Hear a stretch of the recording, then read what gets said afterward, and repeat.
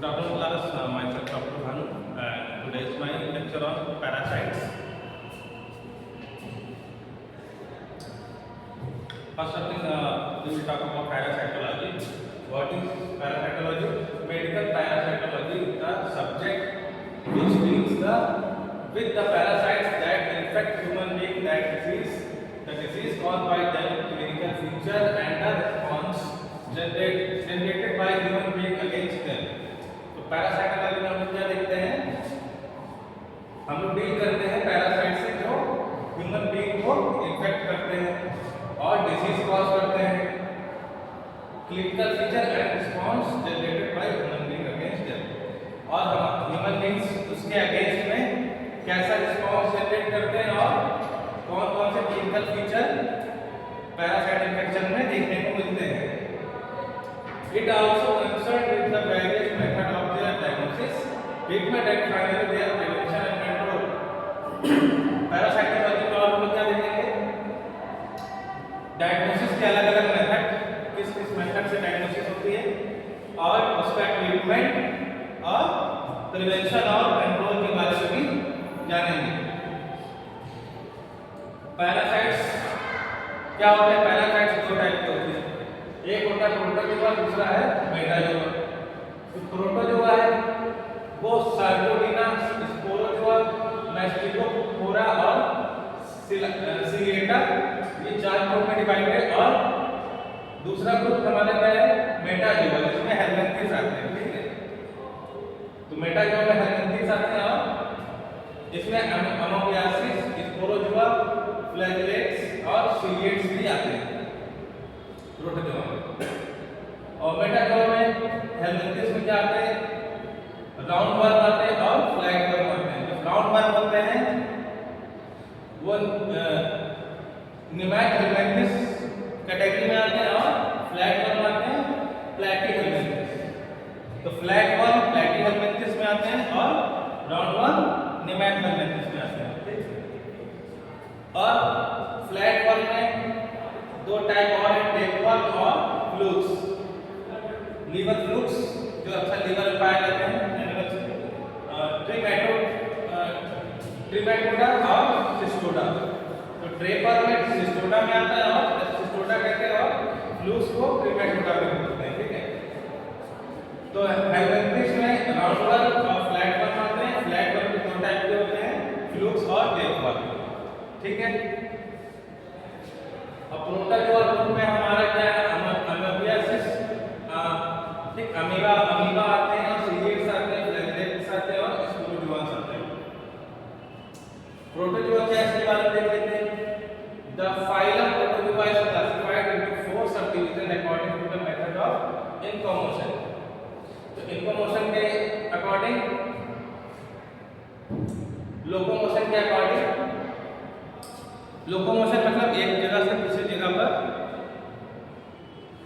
Movement करना। ठीक है, लोकोमोशन एक जगह से दूसरी जगह चल के जाना। तो लोकोमोशन के अकॉर्डिंग चार टाइप के हमारे प्रोटोजोआ है। पहला है अमोबिया, ठीक, अमीबा जिसे बोलते हैं। ठीक, सार्कोडीना में आता है, move by means of pseudopodia. Pseudopodia, podia मतलब पैर और स्यूडो मतलब नकली, तो एक तरह से नकली पैर बनाते हुए चलता है। ठीक, अमीबा। फ्लैजेलेट्स में आते हैं, मैस्टिकोफोरा में आता है, फ्लैजेलेट्स मैस्टिकोफोरा में आता है। Typically move by long wave like flagella, finger की तरह लंबे लंबे फ्लैजेला जैसे मूवमेंट करता है। ठीक है, और द सिलिएट्स में क्या होता है? प्रोपेल, आगे बढ़ते हैं। सिलिएट्स में क्या होता है? आगे, प्रोपेल मतलब आगे बढ़ते हैं। कैसे आगे बढ़ते हैं? By rods of cilia that beats with the synchronized wave like motion. इसमें सिलिया पाए जाते हैं और ये वेव लाइक मोशन करते हैं। सिलिया का वेव लाइक मोशन होता है, तो उस तरह से आगे बढ़ते हैं। स्पोरोजोआ में करते हैं, स्पोरोजोआ में lack specialized organelles of motility. इसमें स्पेशल ऑर्गन मोशन करने के लिए, लोकोमोशन के लिए स्पेशल ऑर्गन नहीं पाए जाते हैं। ठीक, लैक होती है इसमें। ये प्रोटोजोआ चार टाइप के हैं। क्लासिफिकेशन ऑफ प्रोटोजोआ, ये क्लास है राइजोपोडा, सीलिएटा, डोमेस्टिकोफोरा, स्पोरोजोआ। चार हमारे ग्रुप हैं हमारे प्रोटोजोआ के। तो राइजोपोडा में क्या आता है? एंडोमीमा सिस्टोलिका आता है, एंडोमीमा हार्टमानी आता है, एंडोमीमा डिस्पर और ई कोलाई। ठीक है, और इसमें हमारा बैलेंटियम कोलाई आता है। और जो मैं डोमेस्टिकोफोरा में क्या आता है? फ्लैगेलेट्स जो जार्डिया लैम्बिया आता है, जार्डिया आता है, ट्राइकोमोनास आता है, जेस्पेनिया आता है, ट्रेपेनोसोमा आता है। और हमारा स्पोरोजोआ में क्या आता है? आइसोस्पोरा आता है, साइक्लोस्पोरा आता है, प्लाज्मोडियम आता है और टॉक्सोप्लाज्मा गोंडाई आता है। एंडोमीमा हिस्टोलिटिका के बारे में देखते हैं। तो एंडोमीमा हिस्टोलिटिका का पॉजिटिव एजेंट ऑफ अमीबियासिस। तो एंडोमीमा हिस्टोलिटिका की वजह से क्या होता है? अमीबियासिस होता है। किससे? अमीबियासिस होने से क्या होता है? डायरिया के सिम्टम आते हैं। Protozoa parasite cat account for the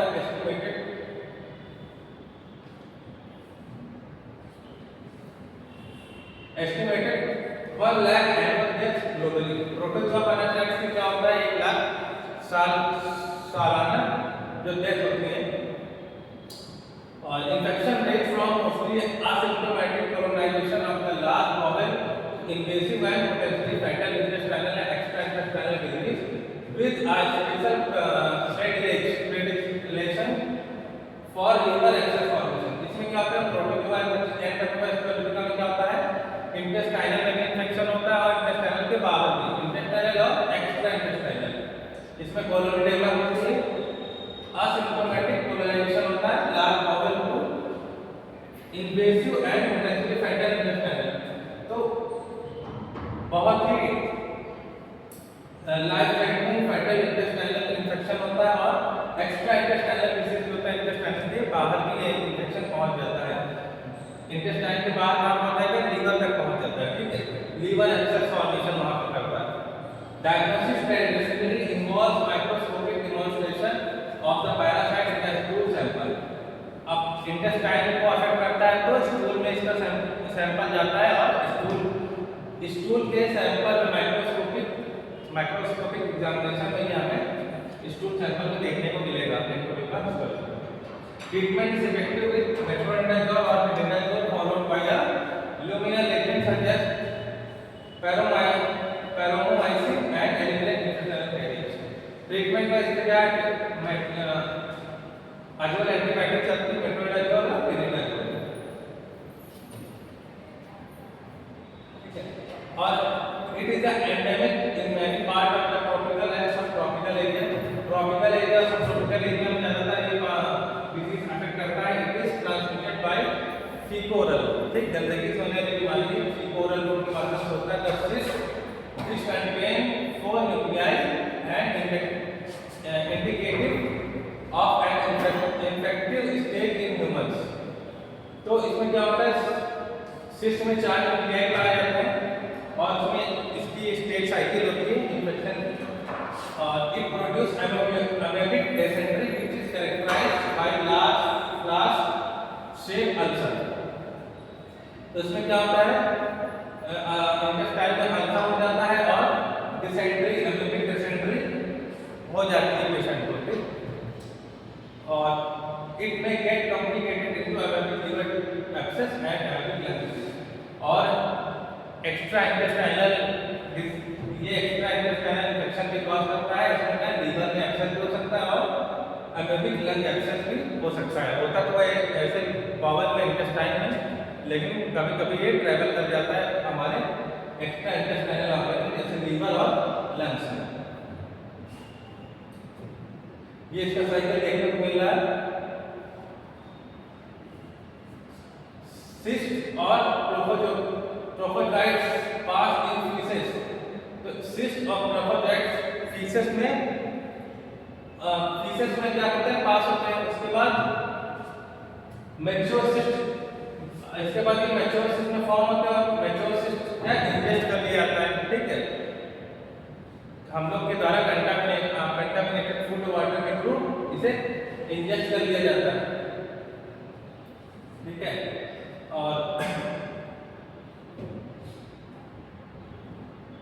और ये इसकी स्टेज है, इन स्टेज में क्या होता है 1 2 और ये 3 है हमारा एक्स स्टेशन। अभी सारे इंजेक्ट करने को क्या सारी स्टेज हमारे इंजेक्ट टाइम में होगी। एक्स स्टेशन होगा, प्रोपोजाइट का कन्वर्ट होगा, मल्टीप्लिकेशन होगा, वहां पर सिस्ट में और प्रोपोजाइट में फॉर्म करेंगे। सिस्ट उसके बाद होस्ट की बॉडी से बाहर हो जाएगी। इस तरह इसकी पैथोजेनेसिस है। और जाइडिया लैम्बिया ये भी हमारा प्रोटोजोआ इन्फेक्शन है। The protozoa parasite Giardia intestinalis also known as G. lamblia and G. duodenalis। तो हमारे इंटेस्टाइन में पाया जाता है और जाइडिया duodenalis duodenum में पाया जाता है और जाइडिया लैम्बिया में पाया जाता है। हमारे इंटेस्टाइन में ये इन्फेक्शन कॉज होता है। ट्रांसमिशन इसका कैसा होता है? Infection usually occurs through ingestion of Giardia intestinalis cyst in water, including both unfiltered drinking water and recreation water। जो वाटर कंटामिनेटेड वाटर होता है, ड्रिंकिंग वाटर, और जो फिल्टर होकर पानी आता है, ठीक है, उसमें और कंटामिनेटेड फूड दोनों माध्यम से by the faeces of infected human and जो कंटामिनेटेड फूड हम लोग इंजेस्ट कर लेते हैं वो इन्फेक्टेड ह्यूमन और इन्फेक्टेड एनिमल के फीसेस के थ्रू हमारे बॉडी में पहुंच जाता है। कैसे? पानी और कंटामिनेटेड वाटर और कंटामिनेटेड फूड के थ्रू फीकोरल रूट से भी होता है, ठीक है। तो ये हमारे इंटेस्टाइन में पहुंच जाता है, ठीक है। तो कंटामिनेट ह्यूमन और एनिमल का जो इन्फेक्टेड ह्यूमन और एनिमल है उनके फीसेस के थ्रू ये ड्रिंकिंग वाटर में और कंटामिनेट फूड को भी कंटामिनेट करता है। तो वहाँ से ह्यूमन के द्वारा इंजेस्ट कर लिया जाता है और इंजेस्ट करने के बाद ये हमारे इंटेस्टाइन में पहुँच जाता है और वहाँ पर अपनी मल्टीप्लिकेशन करता है और मैच्योर सिस्ट बन के वो फीकस के थ्रू बाहर कर दिया जाता है। ये ट्रांसमिशन है। इसका नेचर ऑफ द डिजीज किस तरह का नेचर होता है डिजीज का? इस तरह के डिजीज से इफेक्ट होने के बाद क्या होता है? Many infections are asymptomatic. ज्यादातर इन्फेक्शन क्या असिम्प्टोमेटिक, कोई इसके सिम्टम नहीं देखने को मिलते हैं। When symptom occur they are very infectional. जब भी कोई सिम्टम देखने को मिलेगा तो इंटेस्टाइन से रिलेटेड सिम्टम देखने को मिलेगा। Characterized by chronic diarrhoea. Symptom में क्या देखने को मिलेगा? क्रोनिक डायरिया देखने को मिलेगा। In water initially can use greasy stool. पहले तो डायरिया किस तरह की होगी? इनिशियल वाटर, पहले जो है वाटर जैसा देखने को मिलेगा डायरिया, उसके बाद लूज ग्रीसी स्टूल जैसा देखने को मिलेगा। एब्डोमिनल ग्लैंड में पेट में मरोड़ पड़ेगा और चोटी होगी, गैस बनेगी, पेट फूलेगा और fatigue and weight loss. Proper digestion ना होने की वजह से, क्योंकि इंटेस्टाइनल डिजीज है तो उसमें प्रॉपर डाइजेशन ना होने की वजह से वेट लॉस होगा और फटीग की कंडीशन आएगी, थकान जैसा महसूस होगा पेशेंट को। ज्योग्राफिकल डिस्ट्रीब्यूशन में देखें तो वर्ल्ड वाइड डिजीज पाई जाती है। डायग्नोसिस क्या है? Traditionally involve microscopic demonstration of the parasite in the stool sample. इसका भी स्टूल के सैंपल के थ्रू इसको डिमॉन्स्ट्रेट किया जा सकता है। Treatment is effective with metronidazole tinidazole. इसमें भी इन्फेक्शन आइसोलेटिव एक्टिव पाई जाती है, मेट्रोडाजोल और tinidazole. The infection with Giardia lamblia may lead to explosive water diarrhoea. Giardia में क्या होता है? एक्सप्लोसिव वाटर डायरिया होता है, मतलब बहुत ही ज्यादा मात्रा में वाटर डायरिया के थ्रू बाहर निकल जाता है। फाउल स्मेलिंग स्टूल से क्या है? फाउल स्मेल आती है, बहुत ही ज्यादा बदबूदार स्मेल आती है। एंड स्टेटोरिया, स्टेटो मतलब फैन। डायरिया में क्या आता है? वाटरी डायरिया आता है और समटाइम ग्रीसी डायरिया भी आता है और फाउल स्मेल पाई जाती है स्टूल में और फैट की मात्रा भी देखने को मिलती है स्टूल में। तो स्टूल के थ्रू फैट भी निकल जाता है। इन एंडेमिक एरियाज तो young children are more frequently infected than the adults, particularly those who are malnourished. जो बच्चे मालनरिश्ड हैं, आइडेंटिटी में कम देखने को मिलता है और बच्चों में ज्यादातर देखने को मिलता है यंग चिल्ड्रन में, वो भी जो भी मालनरिश्ड है, जिनका पोषण सही से नहीं हुआ, जिन्होंने सही से खाना पीना नहीं उन्होंने खाया, मालनरिश्ड शरीर में नरिशमेंट की कमी है, मालनरिश्ड पर्सन है, जो बच्चे हैं, उनको ज्यादा अफेक्ट करता है। It produce a severe form of infection in immunocompromised individuals, particularly those with AIDS. तो जिनमें इम्यूनोकॉम्प्रोमाइज्ड जो होस्ट है उनमें ज्यादा ये आसानी से सीवियर फॉर्म में कन्वर्ट होता है। इसमें कोई फीकोनल के थ्रू है, ठीक है। ये फीकस में सिस्ट पाई जाएगी, इसको contaminated water and contaminated foods को हम लोग इंजेक्ट कर लेंगे, उसके बाद बॉडी में ये सिस्ट जो है मल्टीप्लाई करेंगे, देखते हैं मल्टीप्लिकेशन हो रहा है, तो उसकी नंबर पड़ेंगे, ट्रोफोजाइट्स का होगा, ट्रोफोजाइट मल्टीप्लाई होगा और पैथोजेनेसिस ऐसी है। लेशमेनिया डोनोवानी क्या है? लेशमेनिया में हीमोफ्लैगेलेट पैरासाइट कहलाता है। Haemoflagellate parasite in man it resides in leishmanial form in lymphoid macrophage. तो लिम्फोइड मैक्रोफेज का रेटिकुलो एंडोथेलियल सेल जो होती है उसमें पाया जाता है। जो कहां पाई जाती है? Spleen, liver, bone marrow, intestine and lymph gland. तो रेटिकुलो एंडोथेलियल सेल कहां पाई जाती है? स्प्लीन में, लीवर में, बोन मैरो में, इंटेस्टाइन में और लिम्फ ग्लैंड में। उसी रेटिकुलो एंडोथेलियल सेल या लिम्फोइड मैक्रोफेज सेल में ये पैरासाइट पाया जाता है लेशमेनियल फॉर्म में in its vector host sand fly. इसके माध्यम से फैलता है, ये सैंड फ्लाई के माध्यम से फैलता है। सैंड फ्लाई के अंदर पाया जाता है, सैंड फ्लाई से भी ह्यूमन को अफेक्ट करता है। Phlebotomus it is found in leptomonad form in the intestine. उसके बाद इंटेस्टाइन में पहुंच जाता है। सैंड फ्लाई में फ्लेबोटोमस फॉर्म में रहता है और लेप्टोमोनर फॉर्म में इंटेस्टाइन में ह्यूमन के पाया जाता है। The disease caused by leishmania is known as leishmaniasis और कालाजार। तो लेशमेनियासिस भी बोलते हैं इसे और कालाजार फीवर भी बोलते हैं।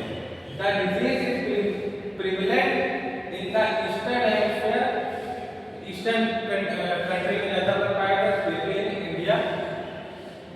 वेस्टर्न कंट्री का मैं दूसरे से हमारा इंडिया ईस्टर्न कंट्री में आता है, इंडिया में पाया जाता है। साउथर्न यूएस में, दक्षिण अमेरिका में पाया जाता है, बर्मा में पाया जाता है, चाइना के सेंट्रल चाइना में पाया जाता है, इराक कंट्री में, ईस्टर्न कंट्री में देखने को मिलता है। ठीक है, ये लिम्फोइड हमारी रेटिकुलो एंडोथेलियल सेल है, इसके अंदर आप देखेंगे ये इस मैक्रोफेज के अंदर ही पाया जा रहा है लेशमेनिया डोनोवानी की फॉर्म। ठीक है,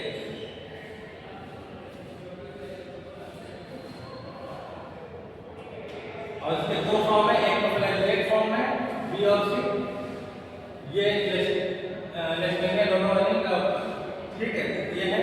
और इसके एक दोनों फ्लैगेलेट फॉर्म में पाए जाते हैं और इन दो डी और ई पिक्चर में देखेंगे।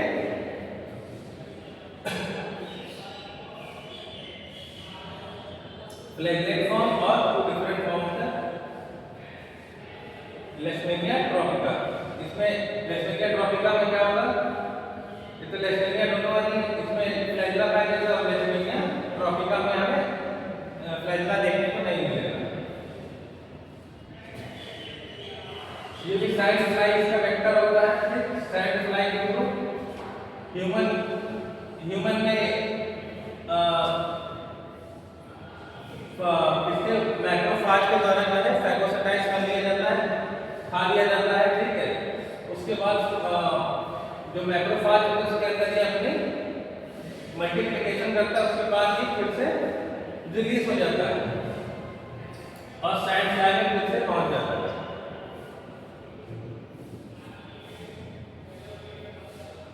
Malaria and infectious disease caused by protozoa parasite. Malaria भी प्रोटोजोआ पैरासाइट से होने वाली डिसीज है from the plasmodium family. Malaria किसी भी प्लाज्मोडियम फैमिली से होने वाली डिसीज है that can be transmitted by bite of the anopheles mosquito और बाय कंटामिनेटेड नीडल और ट्रांसमिटेड। तो मोस्टली क्या होता है, एनाफिलिस मॉस्किटो जो फीमेल और एनाफिलिस मॉस्किटो उसके बाइट करने की वजह से हमारे ब्लड में पहुंचता है, ठीक है, ये पैरासाइट में ब्लड में पहुंचता है।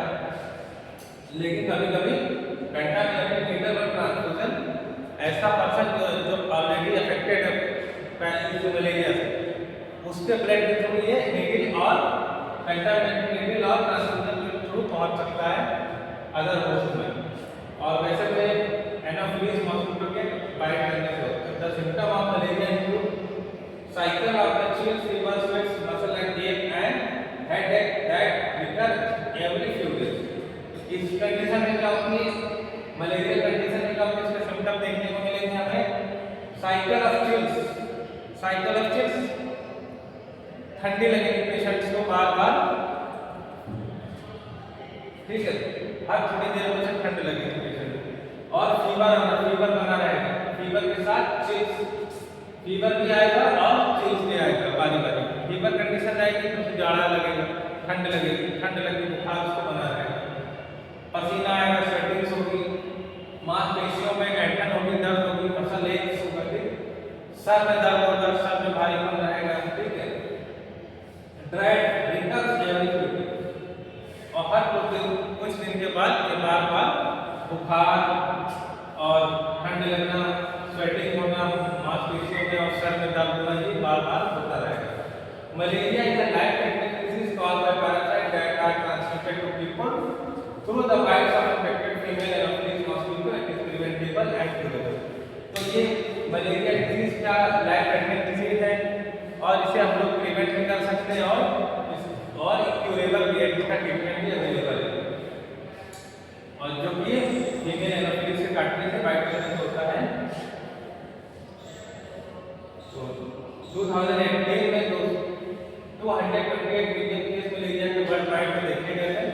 The estimated number of malaria deaths stood at 4,05,000 in 2018। Children aged under 5 years are the most vulnerable group affected by malaria।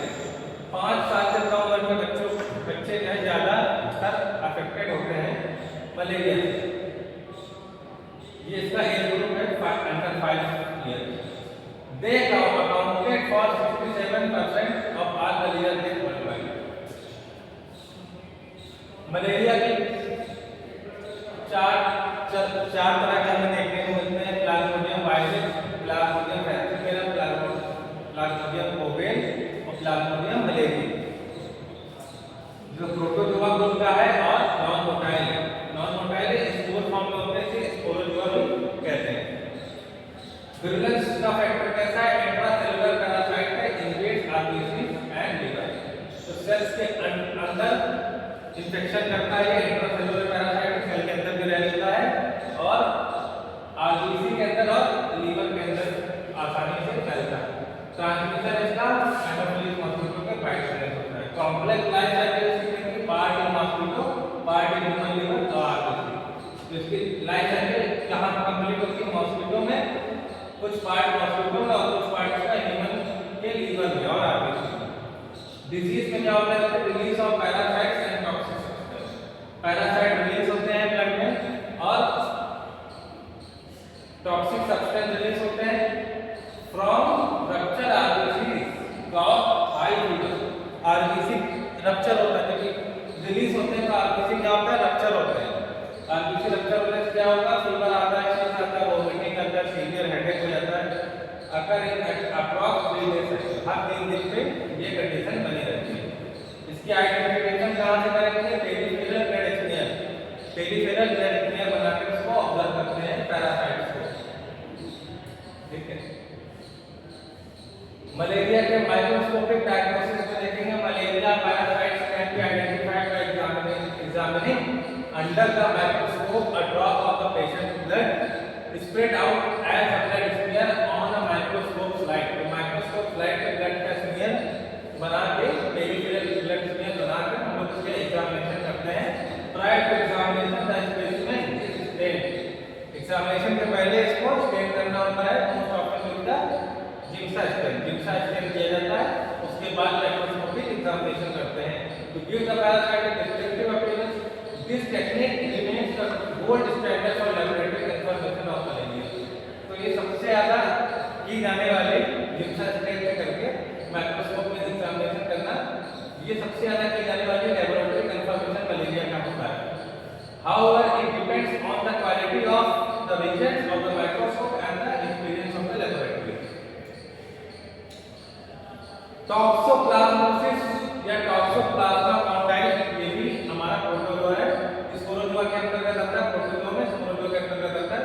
Intracellular parasite है, मतलब सेल के अंदर ये अपना लाइफ साइकिल पूरा करता है। रिजर्वायर कौन सा था? बर्ड्स, कैट्स, माइस, कैटल, बीटल्स। तो ये बर्ड्स और जानवर, मवेशी, इन सब में पाया जाता है। कैट्स और माइस में चूहे और बीटल्स को देखने को मिलता है। ये हमारे रिजर्वायर में पाया जाता है। Transmitted usually by contact with feces of infected animal, ingestion inadequately cooked.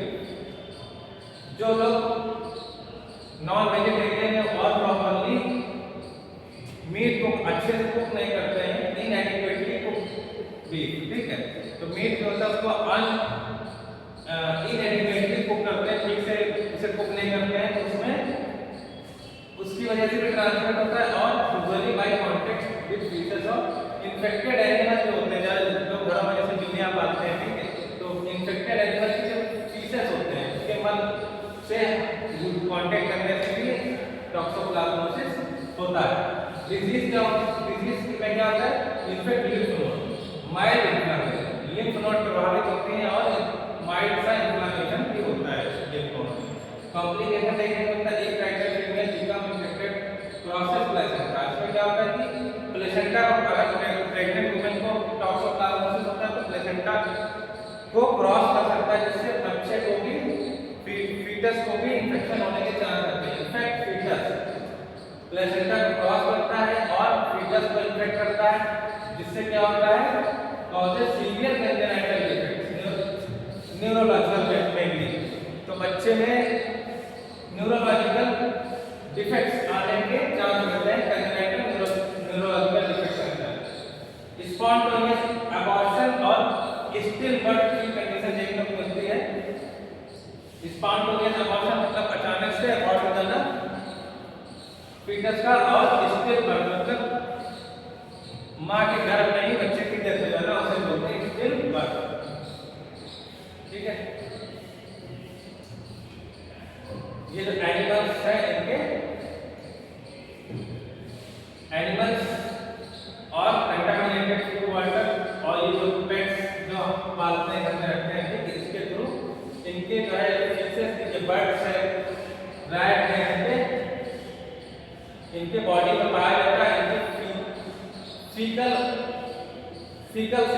Faecal में जो सिस्ट पाया जाता है, ये फीकल सिस्ट क्या ह्यूमन में इंजेक्ट कर लिया जाता है, ठीक है।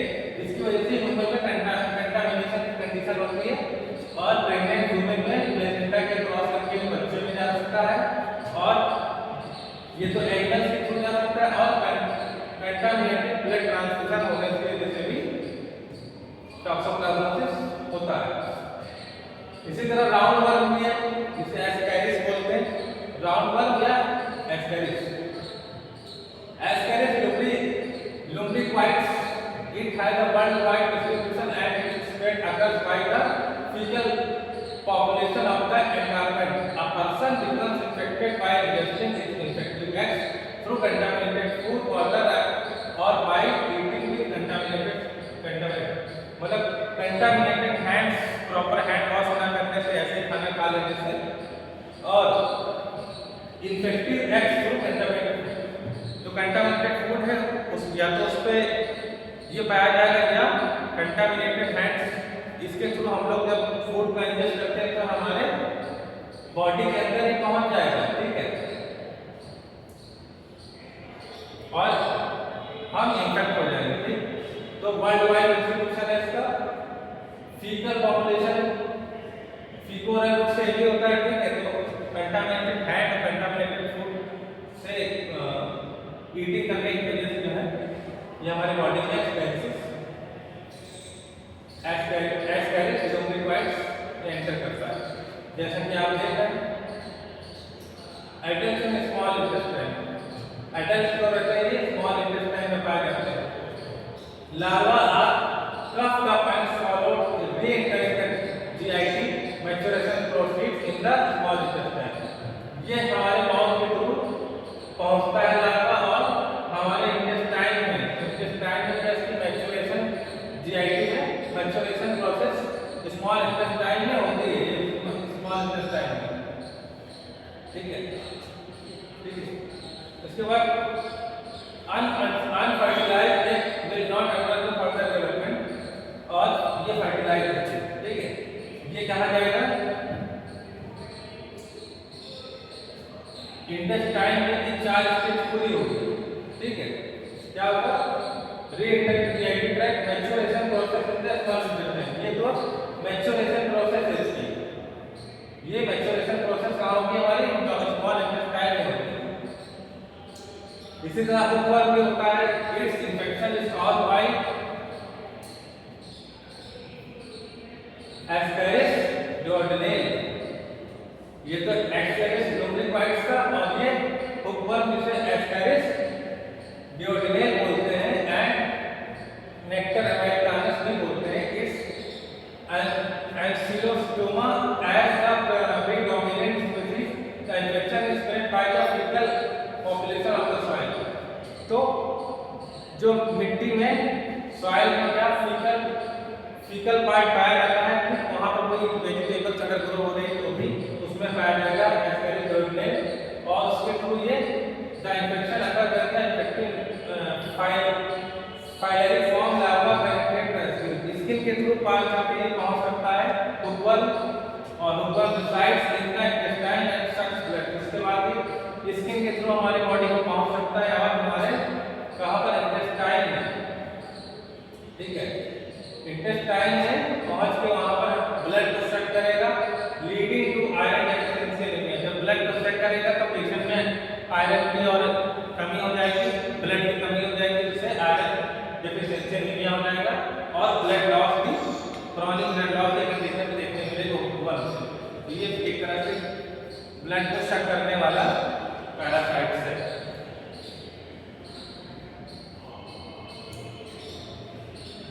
तो फाइनली फॉर्म लार्वा ये ठीक इन्फेक्टिव स्टेट में, और ये एक्स है, ठीक। और ये आप देखेंगे ये मेल और फीमेल एस्कैरिस है, attach to the small intestine में अटैच करेगा। अडल्ट्स इन स्मॉल इंटेस्टाइन में एडल्ट फॉर्म में रहेगा।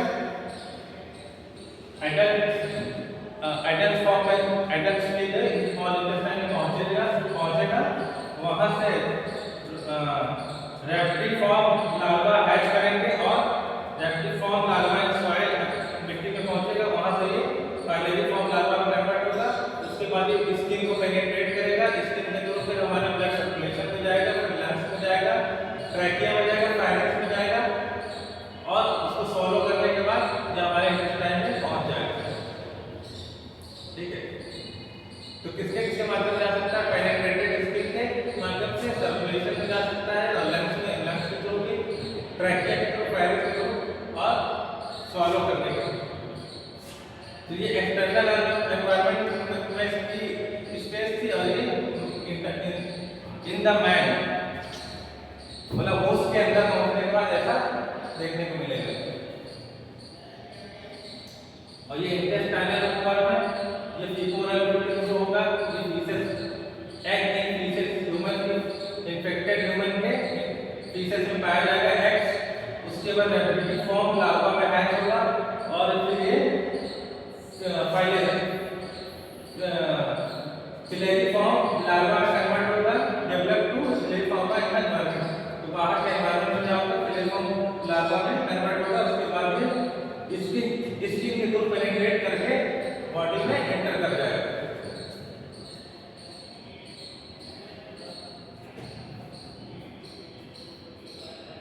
ठीक है। तो आज का हमारा